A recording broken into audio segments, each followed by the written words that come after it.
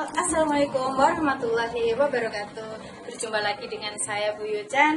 Pada pertemuan kali ini kita akan melanjutkan bab dinamika rotasi. Kemarin kan kita sudah membahas banyak hal. Ada sebab torsi, momen gaya, ada momen inersia, ada hubungan momen gaya dengan percepatan sudut. Nah, pada kesempatan kali ini kita akan membahas yang namanya momentum sudut. Nah, tapi sebelum itu kita lihat ya video yang berikut ini. Nah, pada video ini dapat kalian lihat ada seorang balerina. Nah, pada saat dia berputar, tangannya tertutup. Bagaimana kecepatannya? Lihat. Kecepatan berputarnya bagaimana? Nah, sekarang pada saat tangannya mulai dilentangkan, nah, kecepatannya bagaimana? Nah, ini sangat erat kaitannya dengan yang namanya momentum sudut. Yuk, kita simak penjelasannya. Benda yang bergerak translasi yang mempunyai kecepatan tertentu, maka benda tersebut mempunyai momentum. Ini sudah kita pelajari di kelas 1 ya. Coba ingat-ingat lagi deh. Nah, kalau sebuah benda yang berputar dengan kecepatan sudut tertentu, maka benda tersebut akan mempunyai momentum sudut. Sama halnya pada gerak translasi bahwa ada momentum, yaitu yang bergantung pada massa dan kecepatannya. Maka demikian juga dengan momentum sudut yang bergantung dengan momen inersia dan kecepatan sudutnya. Kita lihat rumusnya lagi ya. Di gerak translasi kita tahu P sama dengan M kali V. Maka di gerak rotasi kita tahu L sama dengan I kali omega. Ingat penjelasan saya di pertemuan sebelumnya kan? Hubungan rumus-rumus di gerak translasi dan rotasi. Nah, dari sini kita ganti I sama dengan MR kuadrat. Dan omeganya kita ganti V per R. Maka L sama dengan MR kuadrat kali V per R. Kita coret R atas dan bawahnya ya. Nah, maka akan menghasilkan rumus lagi nih. L sama dengan M kali R kali V. L untuk momentum sudut, M untuk massa, R untuk jari-jari, dan V untuk kecepatan.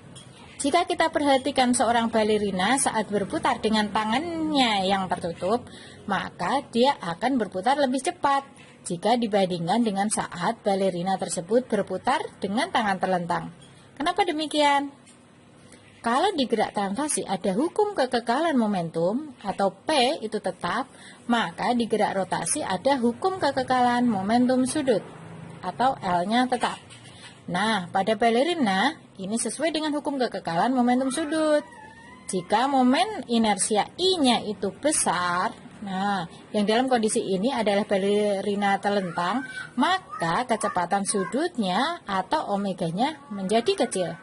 Dan jika momen inersianya yang kecil, maka kecepatan sudutnya menjadi besar. Nah, itu tadi teman-teman tentang materi momentum sudut. Sekarang yuk kita perhatikan latihan soal berikut ini. 7. Katrol silinder pejal. Jadi katrol dianggap silinder pejal, harus tahu inersianya.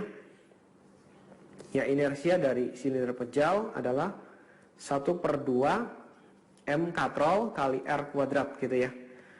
Nah, dia mengalami ditarik T2 dan T1, berarti akan mengalami perputaran.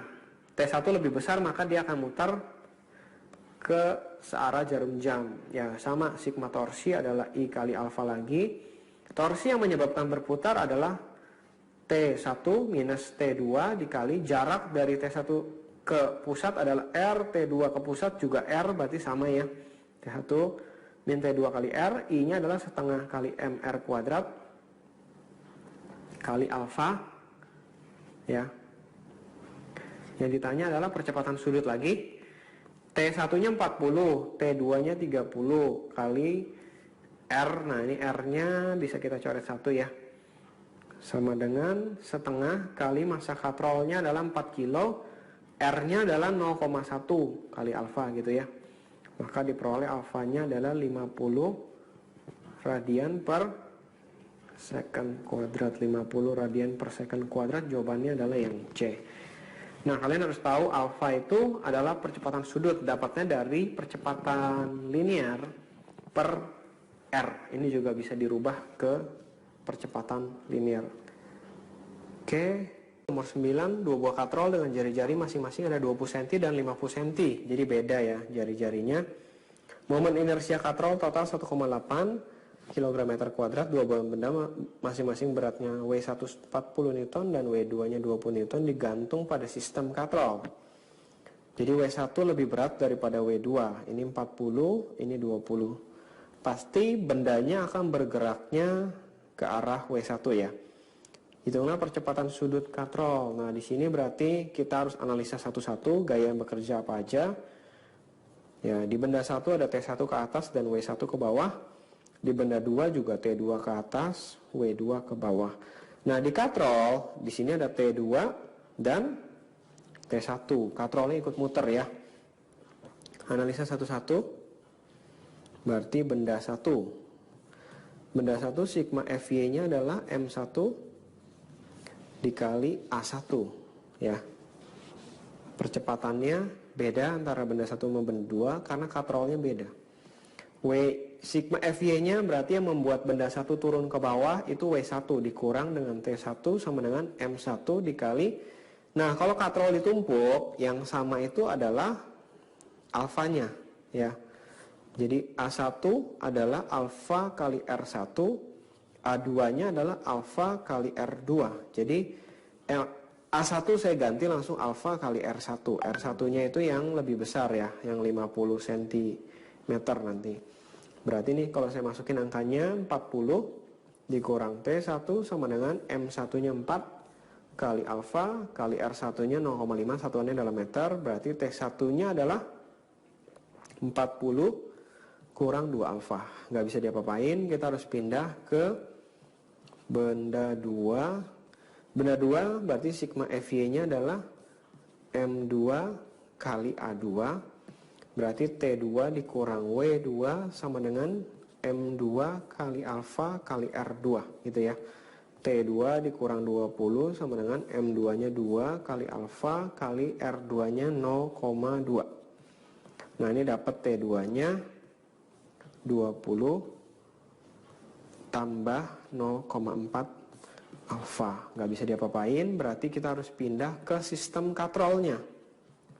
Karena katrol muter, sigma torsinya adalah I dikali alfa. Torsi katrol yang bikin katrol muter itu T1 kali R1 dikurang T2 kali R2. Inersia katrol udah ada, alfanya nanti kita cari. T1 saya substitusi langsung ya. Dari 40 kurang 2 alfa, R1-nya 0,5 dikurang T2-nya adalah yang bawah 20 kurang 0,4 alfa tambah 0,4 alfa kali R2-nya 0,2 lagi sama dengan inersianya 1,8 kali alfa gitu ya. 1,8 kali alfa. Nah, kalau udah kita kaliin, ini persamaan matematika biasa ya, jadi 20 dikurang alfa dikurang 4 kurang 0,08 alfa sama dengan 1,8 alfa. Nah, ini pindah ruas aja, nanti 16 sama dengan 2,88 alfa. Nah, ini dapat alfanya adalah 16 bagi 2,88 yaitu 5,56. Satuannya radian per second kuadrat. Jadi hati-hati kalau katrol ditumpuk yang sama adalah alfanya. Yang lalu ditanya B, tegangan tali T1 dan T2 tinggal dimasukin aja ya, substitusi alfanya. T1-nya adalah 40 dikurang 2 kali alfanya 5,56. Ya, hasilnya adalah 28,8 Newton. T2-nya juga sama nih, tinggal substitusi. Adalah 20 tambah 0,4 kali alfanya 5,56. Hasilnya adalah 22,22 Newton. Jelas ya. Jadi dapat alfa, T1 dan T2. Kalian perhatikan benda kalau udah masuk ke dinamika rotasi tentang katrol, kalian tinjau benda masing-masing dulu gaya bekerja apa aja, lalu baru katrolnya untuk membantu mengeliminasi tegangan tali. Karena tegangan talinya beda antara benda yang kiri dan benda yang kanan, karena katrolnya ikut muter. Kalau di kelas 10 tentang dinamika partikel itu katrolnya dianggap licin, jadi katrolnya nggak muter, cuman talinya numpang lewat aja, itu nggak perlu ada beda tegangan tali T1 T2. Jelas ya. Lanjut nomor 10, sebuah piringan berputar 480 kali selama 2 menit. Ini adalah frekuensi nanti, berarti 480 dibagi dengan 120 detik gitu ya, 4 Hz. Ini adalah frekuensi. Memiliki massa 150 gram piringannya. 2 buah piringan lain yang sama dijatuhkan di atas piringan pertama akibat gesekan antara ketiga piringan itu, benda bergerak kecepatan yang sama. Jadi ditumpuk, ada 3 piringan. Jika jari piringan 20 cm, piringan dianggap sebagai silinder pejal, hitunglah kecepatan sudut piringan itu sekarang. Jadi mula-mula dia berputar satu piringan dengan omega 1, yaitu omega 1-nya adalah 2pi kali F1 ya, itu F1-nya tadi udah ada 4 Hz atau 8pi radian per second. Ini mula-mula dia berputar. Inersianya berarti karena silinder pejal setengah M kali R kuadrat ya. Lalu kondisi kedua itu ada piringan lain ditumpuk di atasnya. Jadi ada 3 piringan lain ditumpuk di atasnya gitu ya. Berputar barengan lagi. Nah ini W2, nggak tahu berapa inersianya karena piringnya sama. 3 kali inersia yang pertama pasti ya. Nah ini berlakulah hukum kekelaman momentum sudut, momentum sebelum pasti sama dengan momentum sesudah. Ya, I1-nya setengah mr kuadrat, atau kita nggak usah cari I1-nya ya, karena ditanya adalah omega 2. W1-nya kan 8pi tadi udah ada. I2-nya 3 kali I1. Nah omega 2-nya kita bisa cari, hasilnya adalah 8pi per 3 radian per second. Jelas ya. Untuk nomor 10 yang A. Energi kinetik rotasi piringan yang hilang. Nah kalau energi kinetik yang hilang, yang namanya hilang pasti yang mula-mula lebih besar ya kan. Jadi EK1 dikurang EK kedua, tapi EK-nya adalah EK rotasi. Setengah kali I1 kali W1 kuadrat dikurang setengah, kurang setengah kali I2 kali omega 2 di kuadrat.